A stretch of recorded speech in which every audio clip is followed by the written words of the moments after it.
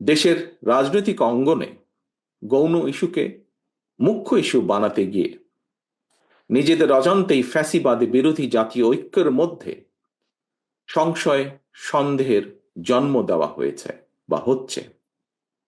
আমি অন্তর্বর্তীকালীন সরকারের দৃষ্টি আকর্ষণ করে আবারও বলতে চাই, সরকারের এমন কোনো পদক্ষেপ নেওয়া উচিত হবে না যাতে রাষ্ট্র এবং রাজনীতিতে পলাতক স্বৈরাচারের দোসররা পুনর্বাসিত হওয়ার সুযোগ পায়।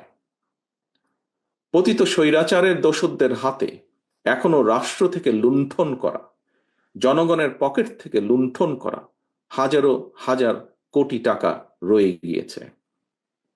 এমন পরিস্থিতিতে জাতীয় নির্বাচনের আগে স্থানীয় নির্বাচন হওয়ার অর্থ সারা দেশে ঘাপটি মেরে থাকা পলাতক স্বৈরাচারের দোসরদেরকে রাজনীতিতে পুনর্বাসনের সুযোগ সৃষ্টি করে দেওয়া।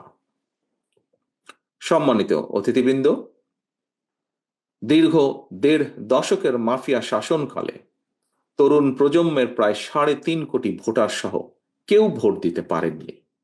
সুতরাং এইসব ভোটারদের রাজনৈতিক ক্ষমতায়ন নিশ্চিত করার জন্য সবার আগে প্রয়োজন জাতীয় নির্বাচন অনুষ্ঠান।